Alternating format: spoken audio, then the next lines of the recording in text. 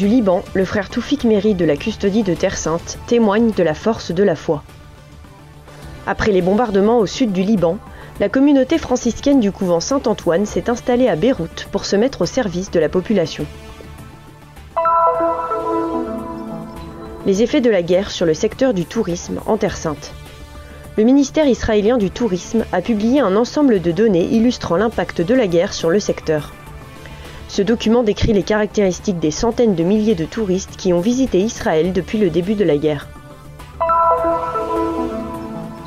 Célébration de la fête des congrégations et début d'une année marquée par l'espérance. Le vicariat patriarcal de la communauté catholique hébréophone a célébré la fête des communautés et le début d'une année marquée par le signe de l'espérance à l'occasion du Nouvel An juif. Un festival de musique à Rhodes en l'honneur de Saint François. En l'honneur de la fête de Saint François, le festival d'orgue et de musique de Rhodes se tient depuis 12 ans sur l'île grecque de Rhodes. Il est organisé par l'Église catholique latine en collaboration avec le festival d'orgue Terra Santa. Un dernier adieu à Chibli, qui aimait Dieu et l'Église. Les frères de la Custodie de Terre Sainte, accompagnés d'amis et de fidèles, se sont réunis autour de la famille de Chibli Abou Sada pour un dernier adieu à l'un des collaborateurs historiques de la Custodie.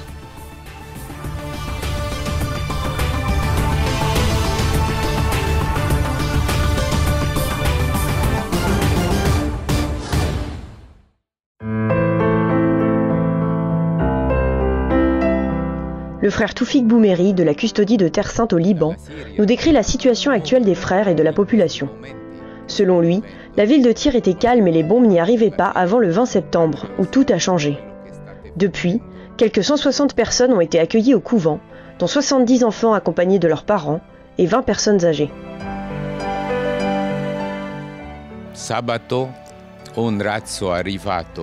Samedi, une roquette est tombée tout près du couvent, à 20 mètres de l'entrée, et des pierres sont tombées dans la cour. 2 enfants ont été blessés.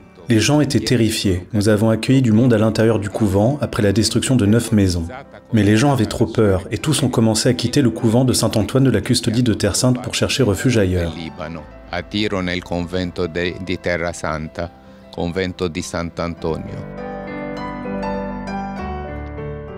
Les bombardements étant très proches, les gens effrayés se sont mis à chercher des endroits plus sûrs.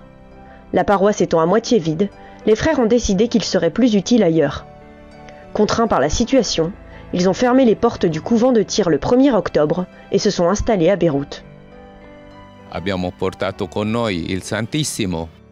Nous avons pris le Saint-Sacrement, les reliques du monastère et l'huile sainte avec nous et nous nous sommes mis en route. Jusqu'à Saïda, à mi-chemin, il n'y avait pas de voiture. À partir de Saïda, nous avons eu l'impression de pénétrer dans un autre pays. En fermant le couvent, nous avons clos un chapitre de notre vie et en venant à Beyrouth, nous en avons commencé un nouveau.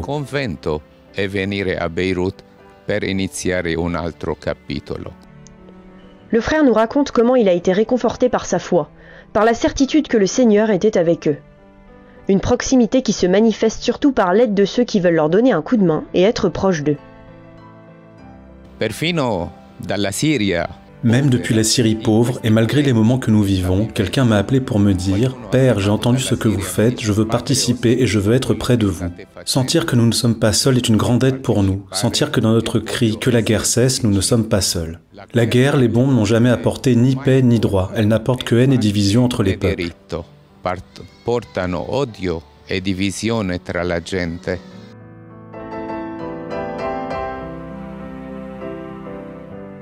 La communauté franciscaine du Liban est proche de ses habitants. Elle aide plus de 170 familles à surmonter chaque moment de la journée, en essayant d'être des artisans de paix et en vivant la charité et la fraternité. La grande question est, où est Dieu dans tout cela? Ce mois-ci, nous avons célébré Saint François. Celui qui a entendu de la part de Dieu, « François, lève-toi et répare ma maison, ne vois-tu pas qu'elle est en ruine ?» J'ai donc médité, prié et réfléchi. Si le Seigneur a parlé à François des ruines de l'Église, n'est-ce pas un grand test pour nous aussi? Écoutez le Seigneur nous parler même à partir des ruines, car c'est à partir des ruines que le Seigneur parle. Il n'y a pas de défaite, il y a le Seigneur qui a réussi à vaincre la mort, pas seulement la croix. Et donc, entendre le Seigneur depuis les ruines, entendre le Seigneur dans ces moments difficiles, nous fait comprendre que c'est le vrai chrétien, celui qui sait porter sa croix, qui va de l'avant.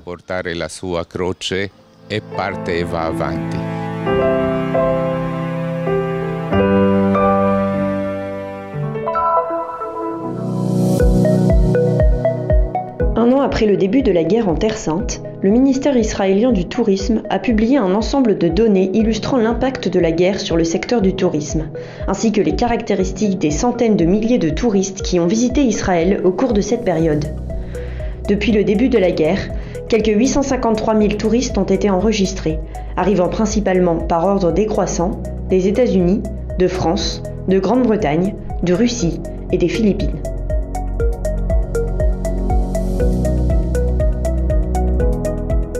Les données ont montré que 62% des touristes étaient juifs et 29% chrétiens. Environ 44% sont venus rendre visite à des amis ou à des parents, 28% ont déclaré que leur objectif principal était le tourisme classique et 13% sont venus pour affaires. Pour 73% des touristes, il s'agissait d'une deuxième visite.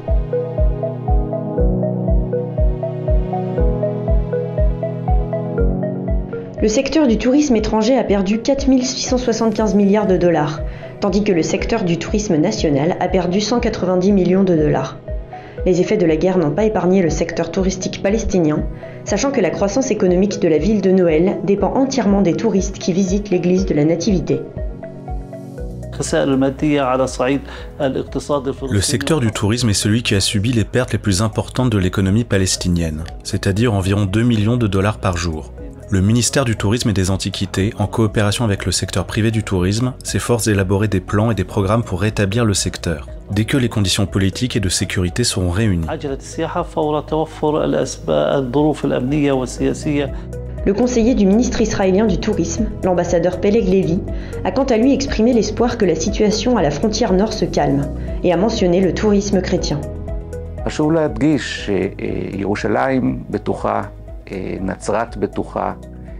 Il est important de souligner que Jérusalem est sûre, que Nazareth est sûre, que Capharnaüm est sûr et que le passage vers Bethléem est ouvert. J'espère et je m'attends à ce que pendant la période importante de Noël et du Nouvel An, davantage de touristes chrétiens arrivent.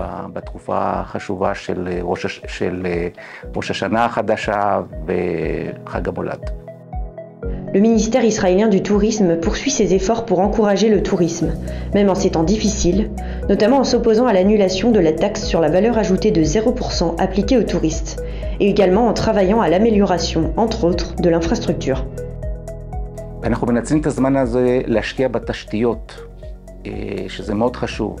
Nous profitons de cette période pour investir dans les infrastructures, comme par exemple les travaux d'ombrage à Capharnaüm. Au cours des derniers mois, quelques 30 millions de shekels ont été alloués aux infrastructures. Nous travaillons également avec Rome et nous espérons que le pape visitera le pays l'année prochaine, car cela fait 25 ans que le dernier jubilé a eu lieu.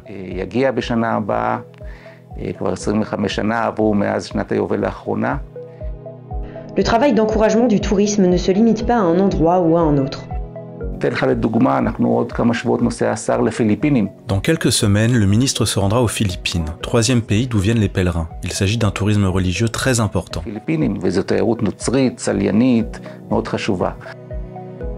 Les prix des chambres d'hôtel ont également baissé. Le ministère israélien du Tourisme a reçu de nombreuses demandes de subventions pour la construction ou l'agrandissement d'hôtels. 200 millions de shekels ont été alloués à l'agrandissement des hôtels, ce qui a permis d'ajouter 756 chambres. Sur la base du rythme des arrivées de touristes jusqu'au déclenchement de la guerre, un nouveau record était attendu, dépassant celui de 2019. Environ 4,5 millions de touristes. En 2023, seuls 3 millions ont été enregistrés. D'après les taux d'arrivée récents, 80 000 à 100 000 touristes par mois, 2024 devrait se terminer avec environ 1 million d'arrivées de touristes étrangers.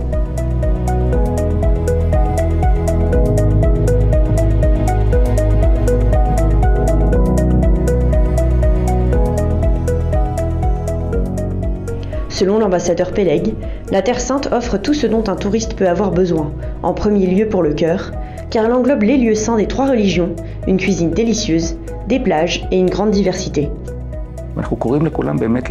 Nous invitons tout le monde à venir dans le pays dès aujourd'hui. Des pèlerinages d'espérance apportent la confiance dans ce pays, indépendamment de qui nous sommes et d'où nous venons. C'est important avant tout pour nos âmes, nos cœurs et notre foi.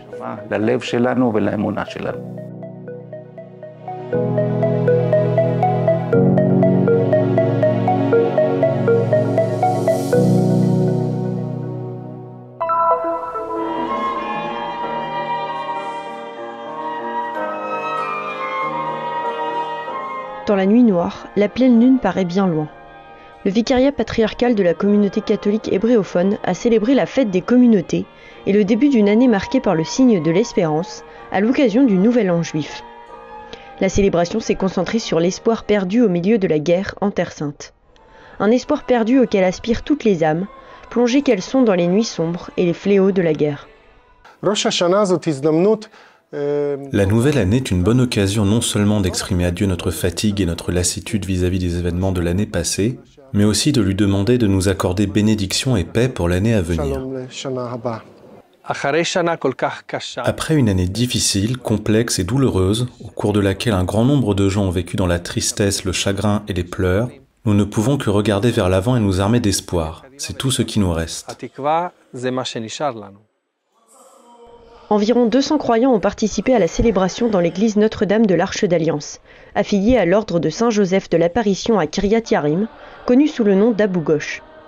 La messe a été présidée par le père Piotr Zelasko, vicaire patriarcal latin de la communauté catholique hébréophone, qui a déclaré dans son homélie que la célébration de la nouvelle année nous ramenait au début de la création du monde, comme l'indique le livre de la Genèse.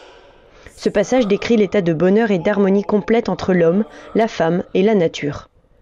Le Nouveau Testament témoigne également que Dieu a décidé de remplacer le vieil Adam par un nouveau, après la chute de l'homme dans le péché. Le père Piotr a ajouté « Nous avons transformé l'idéalisme en un champ de bataille et d'ambition, cherchant nos propres intérêts en oubliant tous les autres. Au début de cette nouvelle année, nous voulons donc être unis dans la douleur, mais aussi dans le Christ, qui est la seule réponse à nos peurs et à nos tensions. »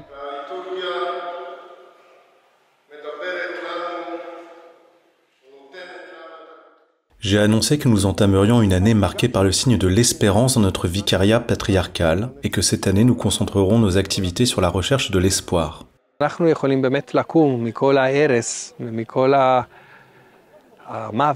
pouvons nous relever des décombres, de la mort et de la souffrance qui nous entourent et commencer à construire.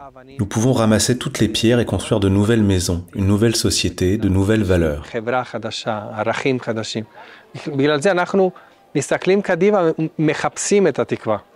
La célébration comprenait un moment de partage avec un déjeuner, des jeux pour les enfants et une belle atmosphère de communion de groupe, dans une atmosphère de foi et d'espoir.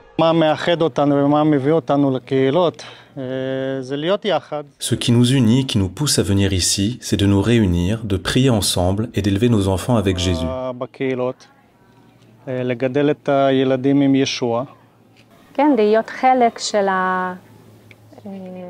Oui, nous faisons partie de cette communauté ici en Israël. Nous ne sommes pas nombreux, mais nous existons. Dans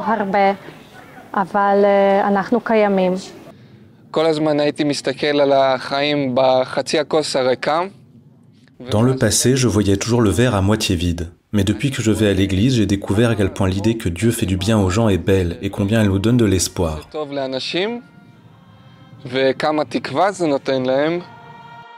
Cette communauté de langue hébréophone témoigne de l'Église du Christ et croit que suivre les traces du Seigneur est ce dont nous avons besoin pour trouver l'espoir.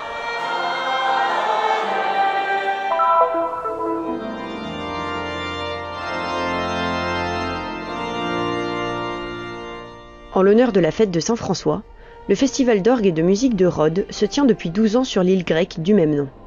Organisé par l'Église catholique latine, en collaboration avec le festival d'orgue Terra Santa, les concerts ont eu lieu du 1er au 5 octobre dans l'église Saint-François, en coopération avec l'Institut culturel italien d'Athènes et l'ambassade de Hongrie en Grèce.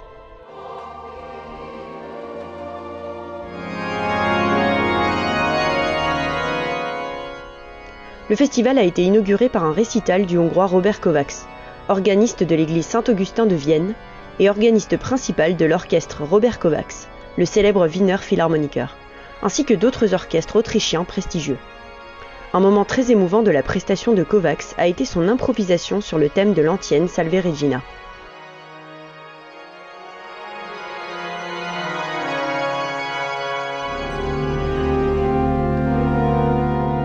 L'Italien Gianluca Cagnani, professeur d'orgue et d'improvisation au Conservatoire de Turin, a présenté un programme classique dans lequel est apparue une improvisation sur l'opéra Manon Lescaut de Giacomo Puccini, à l'occasion du centenaire de sa mort. Cagnani a lui-même improvisé sur le film muet Frate Sole de 1918, à l'époque où le son n'existait pas encore et où les films étaient accompagnés par orgue, piano ou autres instruments. Ce film a d'ailleurs la particularité d'être le seul de tous les films inspirés de la vie de saint François à montrer explicitement le don des stigmates, dont le 8e centenaire est commémoré cette année.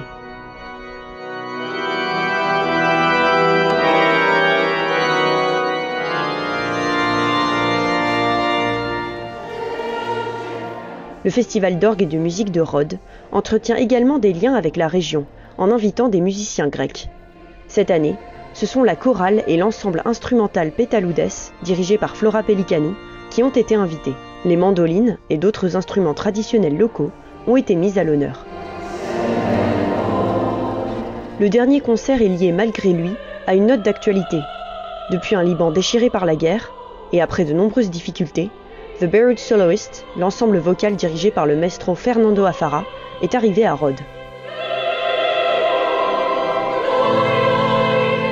La caractéristique de cet ensemble est de présenter à la fois des compositions chorales et des pièces et duos en solo avec les talentueux Violetta Dama, Valérie Michael, Evelyne Webé et Serge Medawar.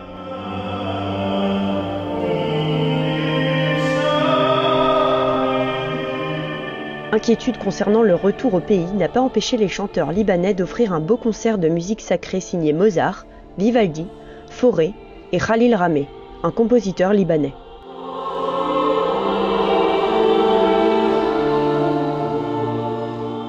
Le public de Rhodes les a accueillis par des applaudissements nourris et des signes de solidarité.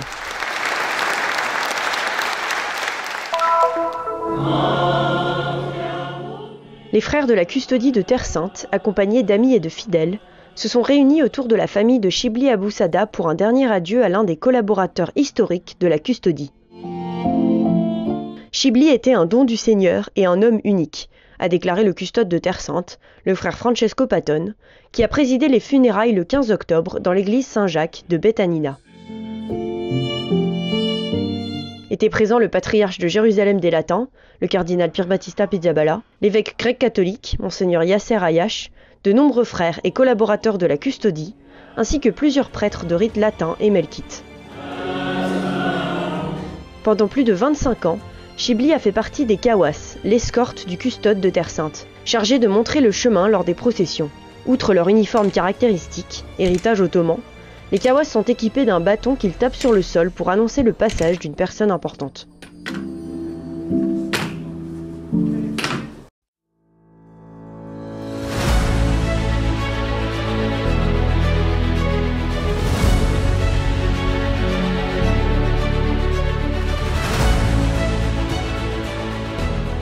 Faites un geste de solidarité et soutenez la mission de la Custodie de Terre Sainte.